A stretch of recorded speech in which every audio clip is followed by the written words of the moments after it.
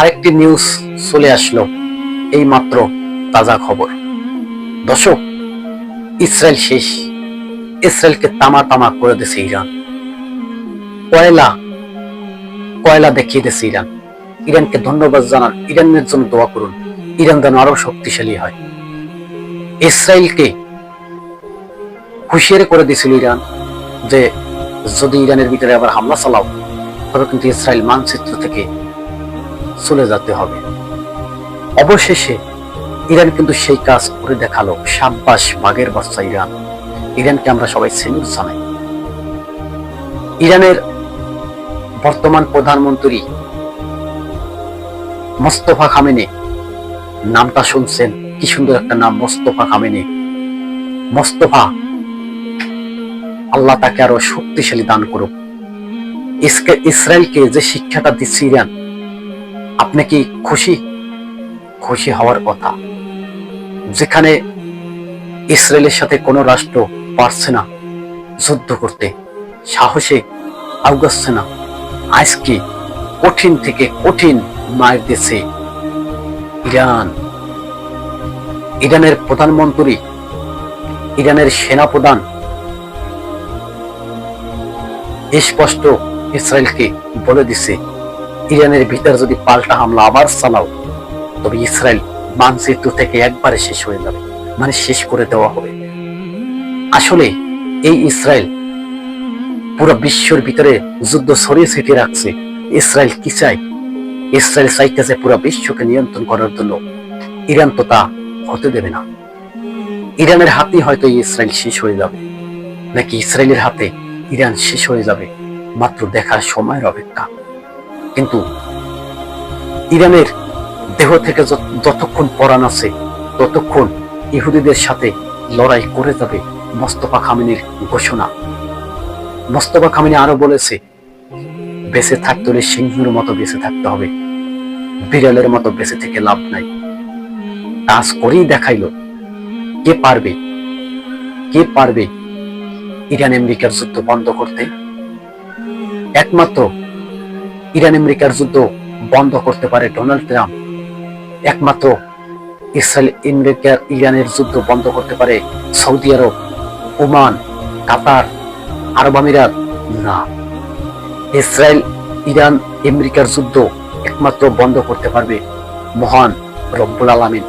চাইলে যুদ্ধ বন্ধ করে দিতে পারে, কিন্তু সেই জমানাদের সায়েন্স আমরা ঘেটে ঘেটে দেখলাম যে সায়েন্স মারাত্মক একটা সায়েন্স।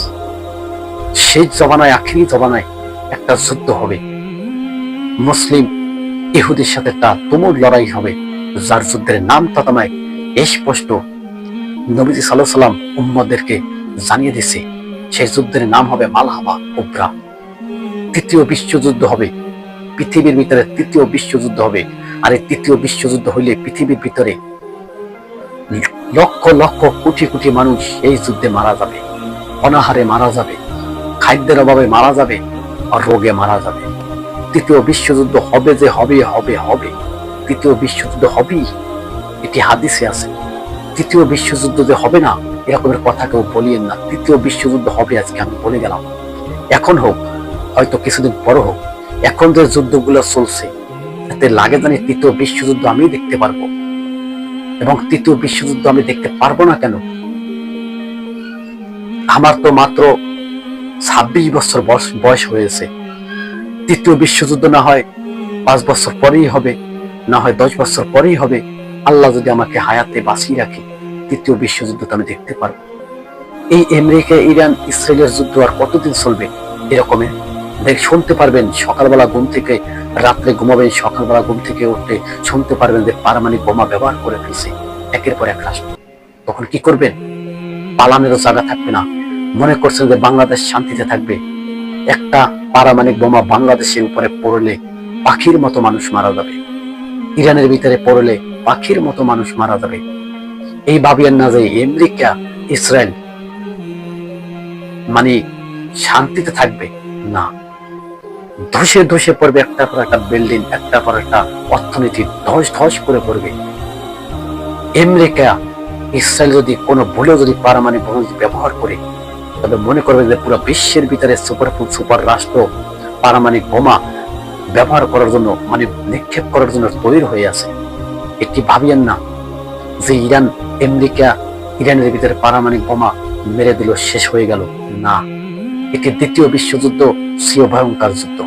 এই পারমাণবিক বোমা যেই আগে ব্যবহার করবে তারই ভয়াবহ অবস্থা ভোগ করতে হবে। আজকে যদি ইসরায়েল যদি একটা পারমাণবিক বোমা যদি ইরানে ব্যবহার করে, মনে করছেন যে উত্তর কোরিয়া চুপ থাকবে? মনে করছেন রাশিয়া চুপ থাকবে? না, প্রত্যেকটা রাষ্ট্র পারমাণবিক বোমা নিক্ষেপ করবে একের পর এক রাষ্ট্র থেকে।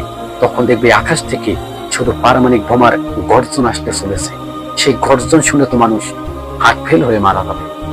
দর্শক, আজকের যুদ্ধের ভয়াবহতা তুলে ধরলাম। সেই যুদ্ধের নাম দিয়ে গেছিল মহানবী সাল্লাল্লাহু আলাইহি সাল্লাম তৃতীয় বিশ্বযুদ্ধ। আজকে তৃতীয় বিশ্বযুদ্ধ ভয়াবহতা আপনাদের সামনে নিয়ে চলে আসলাম। ভালো থাকবেন। আসসালামু আলাইকুম।